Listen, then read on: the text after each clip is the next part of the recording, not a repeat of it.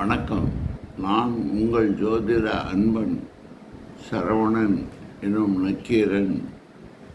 இந்த காணொளி மூலமாக குரு பெயர்ச்சியை பற்றி பேசப் போகிறேன்.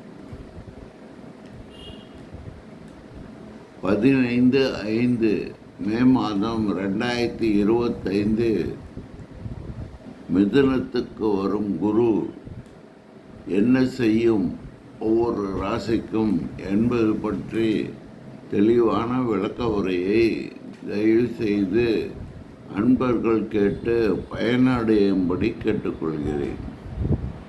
ஏற்கனவே வந்துவிட்ட ஏகப்பட்ட காணொளிகளை பார்த்து வியந்து கொண்டும் ஆச்சரியப்பட்டு கொண்டும் இருக்கும் அன்பர்களுக்கு என்னுடைய காணொளி சற்றே மாறுபட்டு இருக்கும் என்பதால் இதை தயவுசெய்து கூர்ந்து படித்து பயன்படும்படி கேட்டுக்கொள்கிறேன்.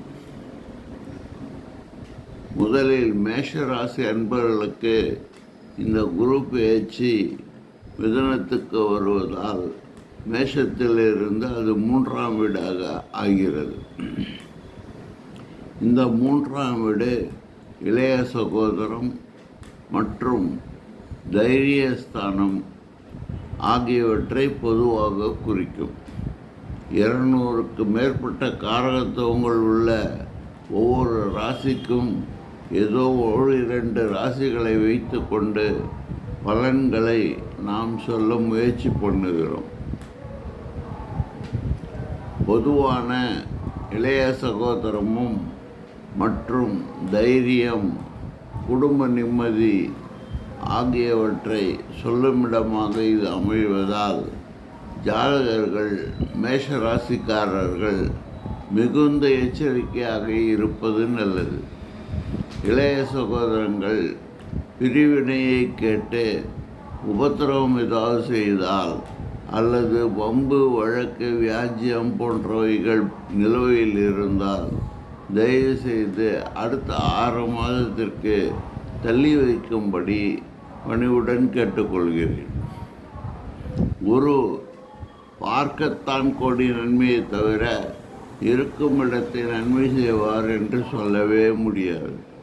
ஆகையால் 3ஆம் ஸ்தானமாகிய மிதுனத்திற்கு இருப்பதால் நிச்சயமாக தொல்லைகள் உண்டாகத்தான் செய்யும்.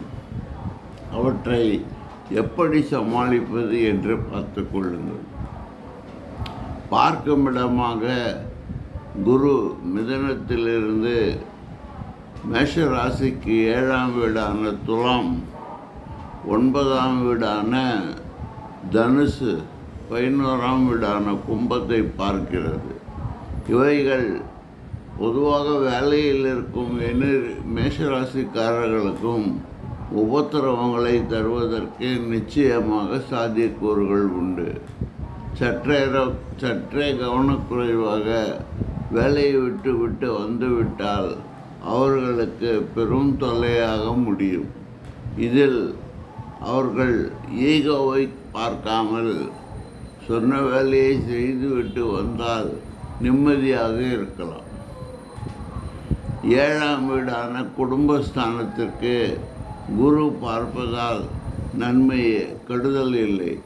ஆனால் 9ஆம் வீட்டை பார்ப்பதாலும் 3இல் குரு இருப்பதாலும் நிச்சயமாக தந்தையும் இளைய சகோதரமும் சேர்ந்து ஜாதகரை பிரச்சனையில் உண்டு பண்ணுவது சாத்தியக்கூறாக இருக்கிறது. வெளிநாடு செல்லும் அன்பர்களுக்கு இது மிகுந்த பொற்காலமாகவே கருத வேண்டும்.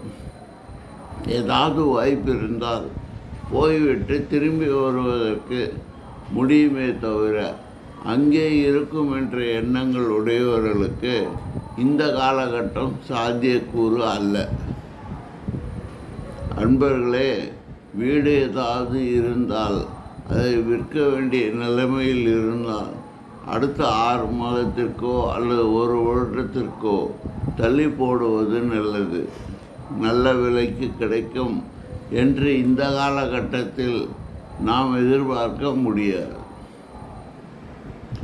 ஆகவே மேஷராசிக்காரர்கள் மிகுந்த எச்சரிக்கையுடன் நடந்து கொண்டால் குடும்பம், வண்டி, வாகனம், நிம்மதி ஆகியவற்றில் ஒரு பாதுகாப்பான அரணை வைத்து கொண்டு குரு பெயர்ச்சி கடக்க வேண்டும் என்று கேட்டுக்கொள்கிறேன். நன்றி, வணக்கம்.